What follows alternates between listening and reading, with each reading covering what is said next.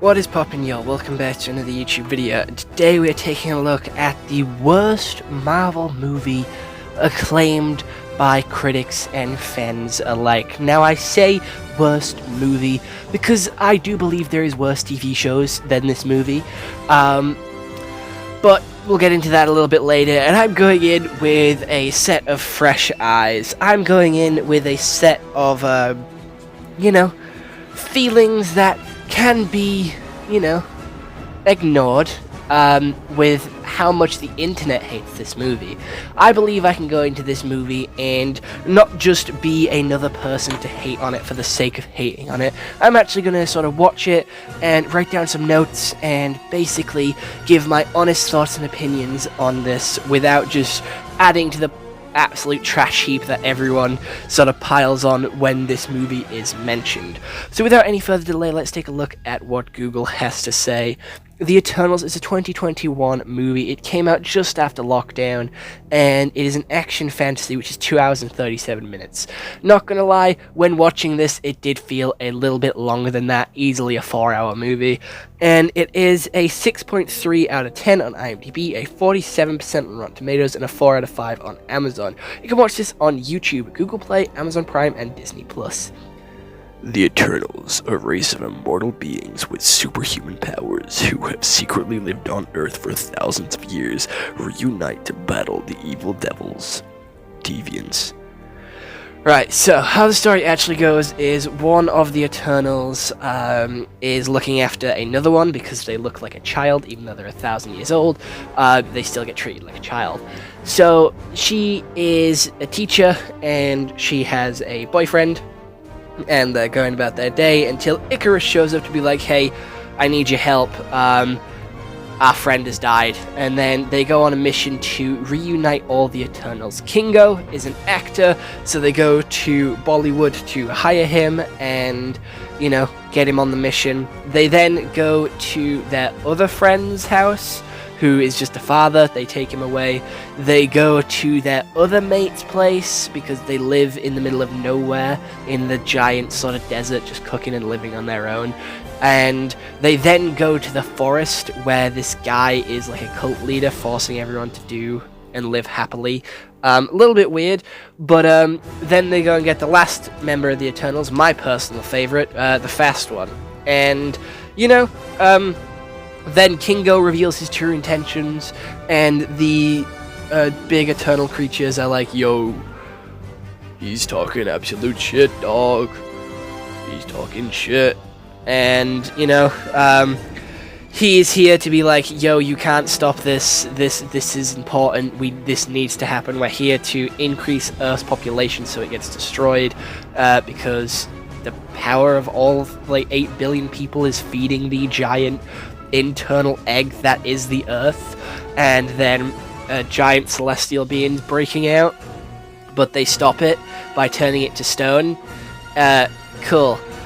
That's pretty much the movie. I did run over it very, very quickly, but another key detail is Gilgamesh died. Gilgamesh was my second favorite Eternal, and they fucking killed him off. They did like a Romeo and Juliet situation, where they kill off the good character to make Romeo shine. That's the only explanation I have for why they killed this guy off, because he was the fucking best one. He was the best one, and they killed him off. And I quite liked this a little bit, because there is a load of iconic moments. They are all, well, not all. Some of them are named after, the ancient Greek myths and gods, with Icarus flying too close to the sun and getting killed. And I like that, how he obviously flies up to the sun and dies. Or we assume he dies. I liked that. That's very true to his sort of Icarus's tale from, obviously, back in the ancient Greece. Icarus is a character who has wings, made of wax, and if he flies too close to the sun, those wings melt and he dies. But obviously he can just fly because he's an Eternal. He is like the evil Superman, and this movie came at a time where we had better evil Supermans. We had Omni-Man, and we had the guy from The Boys. I genuinely forgot his name. Homelander from The Boys. So it came at a time where there is better evil Supermen, and him being the evil character was a twist that I wasn't really expecting. It did actually catch me off guard. Like, I was like, you know, as many movies as that I do watch, him being the villain caught me off guard first time watching this. I genuinely didn't expect him to be the bad guy. The jokes here don't land, I'm gonna be honest. They have become very stereotypical, very safe, very basic jokes, which aren't that good, I'm gonna be honest. None of this really made me laugh. Just putting that out there, none of these characters really made me even let out a nose exhale. Nothing of that sort. I watched this kind of stone-faced for majority of it. I did get upset when Gilgamesh died. Again, fucking loved that guy. Rest in peace, my boy Gilgamesh. I fucking loved him. I'm very upset by that. It also gave us the best fucking scene for a super fast guy, you know, for like a speedster.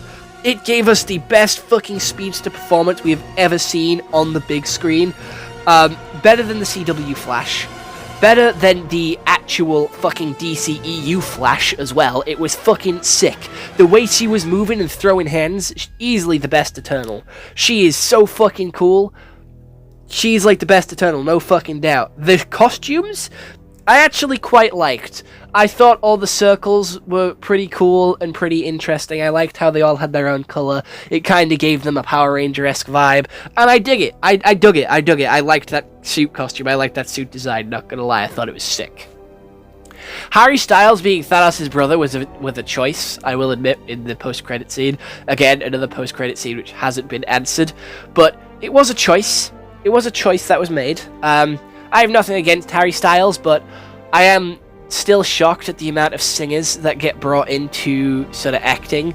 I know a lot of wrestlers have come into acting, like The Rock and John Cena, but why has Gaga played Harley Quinn? And why has another singer, I forgot her name, played one of the Eternals, and then Harry Styles is another one of the Eternals? I just don't get it. I don't understand why singers are moving into acting. I genuinely don't know. Fair all to them. If they're good actors, fair enough. If they're not, please stick to what you're good at, respectively. The CGI in this wasn't actually that bad. We've seen a lot worse. Like I said, we've had the best ever speedster, like, you know, scene ever on the big screen in this movie. So it's got some really good animation and some really good CGI. People worked hard on this one. The villains were quite boring. They were kind of just evil versions of the Eternals, and guess what, we've seen that before. Every Marvel movie fucking ever. So, like I said, the villains ain't that great, but the twist ending was pretty cool, and the destruction of Earth I thought was a pretty good threat. Obviously, we do know the heroes are going to win. We know the only movie the heroes don't win is Infinity War. Like, they're not going to drag Eternals out for a part 2. They're not going to destroy Earth in this movie. So we knew they were going to win, but it still had some decent threat to it, and it did still be like, oh shit, this guy is actually getting out. Are they actually going to destroy the Earth? And then it was like, oh shit, they're starting the multiverse saga. Is this even our Earth? Because we haven't seen any other heroes here, or any mention of any other heroes. So I did start to wonder if this was even our Earth, because you know what? If it wasn't our Earth, that would have been a fucking plot twist and a half to have them destroy our Earth. That would have been fucking wild, not gonna lie. I do feel like they all felt a little one note though, because they all just had one generic power each. We had Kingo with his bullets fingers, we had the speedy one, we had the strong one, we had the one who could fly and have laser eyes, we had the other few, I can't remember many more, I'm gonna be honest. One had a spear, one could change the material of stuff, one could duplicate itself, and one could mind control. There is quite a few powers, but I feel like they struggled to balance all of the characters and have them all have solid character arcs. Like, some of them didn't really get enough screen time, and the sort of reasoning for a couple of them to go and sort of protect the other worlds from these celestial beings was kind of lazy, because it came from the characters which I didn't expect it to come from. The girl I kind of expected it to come from, because obviously, like, she was like too young to do anything on Earth, and she's probably done everything she can on Earth, so probably just wanted to like do something else. But the guy who lived isolated in the woods and the lady with like memory loss, don't know why them two went. Not gonna lie, their reasoning wasn't that great. The story was pretty weak. CGI was great, costume design was great, acting was good on some parts, bad on others. There is some incredible actors here, some of which have been in like Godzilla and also in Bullet Train and loads of other movies.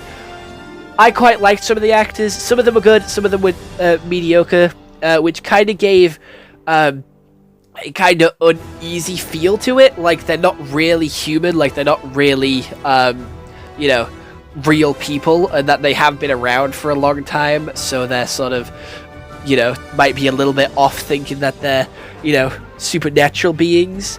It just made you feel a little uneasy, a little uncanny valley around them. Still didn't make the acting any better, or didn't make it any easier to watch. It just gave a vibe which, didn't really fit the movie, gonna be honest. Like, the uncanniness of these characters didn't really fit the vibe that they were going for, I'm gonna be honest. I am struggling to find good things about this movie. I'm trying to add some positives to this movie. It really brought Kingo's actor to the limelight. He's been in so many more movies now. I've seen him in quite a few movies. He has become a pretty big name actor, and I do believe he's going to be in the DCEU playing Booster Gold. Pretty cool. First time we've ever seen Booster Gold on the big screen. But I'm running out of good things to say. It expanded the universe with more celestial information, which we got very briefly in Guardians 1 and Guardians 2. So it expanded the world a little bit more, but nothing too special. 4 out of 10. I'm sorry, I said I'd go with it with good eyes.